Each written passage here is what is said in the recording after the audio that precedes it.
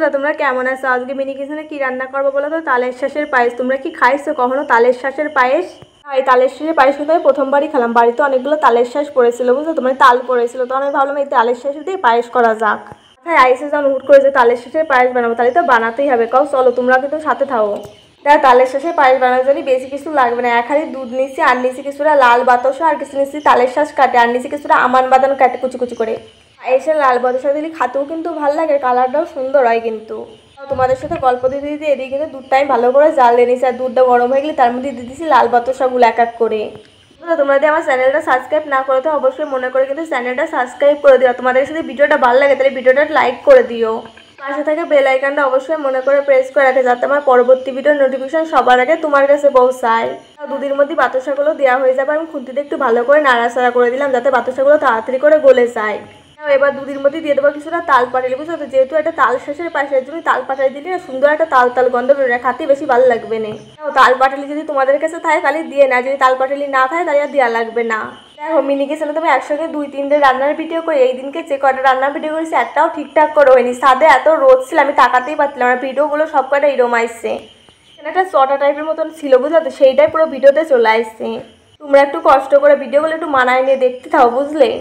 দেখো, দুধের কালারটা আস্তে আস্তে কিন্তু পাল্টাতে শুরু করেছে। আমার কাছে না সাদা সাদা কালারের পায়েস অতটা বেশি ভালো লাগে না, একটু হালকা লাল লাল টাইপের হবে সেরকম পায়েস ভালো লাগে। এটা আরও কিছুক্ষণ ভালো করে জাল দেবো। বাতাসাগুলো একটু একটু আস্ত রয়েছে, সেইগুলো ভালো করে গলে যাবে না তালি। না, দুধে কিন্তু আমি সরাটা তুলে নিচ্ছি। এখন দুধটা কিন্তু ভালো করে আমার জাল দেওয়া হয়ে গেছে। দুধের ভিতরে এবার দিয়ে দিলাম তালের শাঁসগুলো। তালের শাঁসগুলো কিন্তু আমি মিডিয়াম করে কাটিয়ে নিয়েছি, ছোটো ছোটোও করিনি, বেশি বড় বড়ও করিনি। দুধের মধ্যে কিন্তু আমার তালের শাঁসগুলো দেওয়া হয়ে গেছে। তালের শাঁসগুলো দেওয়া হয়ে যাবে, খুন্তিতে একটু ভালো করে নাড়াচাড়া করে দিলাম। দাও নিচে যেন দুধটা না লেগে যায়। এবার আরও কিছুক্ষণ দুধটা ভালো করে জাল করে নিতে হবে না। মাঝে মাঝে একটু নতুন নতুন জিনিস বানায় খাতে হয়, তাহলে একটু বেশি ভালো লাগে, বুঝলো। তোমরা এরকম করে কিন্তু তালের সাথে পায়েস বানায় খাতেই পারো। দেখো, তোমরা যদি একবার খাও আমি বলতে পারি বারবার খেতে ইচ্ছা করবে তোমাদের। আমি যখন এই পায়েসটা রান্না করেছি আমার দাদা দেখিনি, আমার দাদা বাড়ি ছিল না। পরে যখন আমার দাদা দেখেছে তখন কাছে দই বানাইছিস, তুই দই পাতাইছিস, পুরো দেখতে দইয়ের মতন হয়ে গেল। তোমাদের দেখলেই খেতে ইচ্ছা করবে। দেখো, দুধের মধ্যে তালের শাঁসগুলো দেওয়া হয়ে যাবে, বেশি জাল দেওয়ার দরকার নেই। এমনকি তোমার দুধটা ভালো করে জাল দেওয়া হয়ে গেছে, আমি হাঁড়ি ধরে নামাই নিলাম। বাদামগুলো কিন্তু আমি পায়েসের মধ্যে পরে দেবো। আগে আমি বাটিতে করে সুন্দর করে পায়েসটা ঢালে নিলাম। দেখছো কত সুন্দর লাগতেছে দেখতে। আমার এই বাটিতে পুরোটাও ধরিনি, হাঁড়িতে রয়ে গেছে কিছুটা। উপর দিয়ে সুন্দর করে বাদামগুলো দিয়ে দেবো। বাদামগুলো কিন্তু আমার বাদাম একটু কুচি কুচি করে নিচ্ছি বেশি করে। তোমাদের কাছে যে মিনি কিচেনে তালের শাঁসের পায়েসটা কীরকম লাগিয়েছে অবশ্যই কমেন্ট করে কিন্তু জানাতে ভুলবা না। কিন্তু খাতে হইলো সেই স্বাদ। দেখিস কি সুন্দর কালার আসছে, পুরো দইয়ের মতন না। তোমরা দেরি করতেছো কিছু জানি, তোমরা আমি সুন্দর করে তাড়াতাড়ি করে বাড়িতে পায়েস বানাই ফেলো।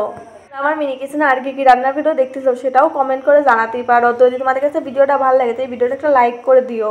পায়েসটা দিয়ে এমন আমার খাতে ইচ্ছা করতেছে, বুঝলো তো, এত সুন্দর খাতে হইলো। ভিডিওটা যদি তোমাদের কাছে ভালো লাগে লাইক কমেন্ট সাবস্ক্রাইব শেয়ার করতে একদম ভুলবা না কিন্তু। আজকে এই পর্যন্ত থাক, পরে আবার ভিডিওতে দেওয়া আসছে।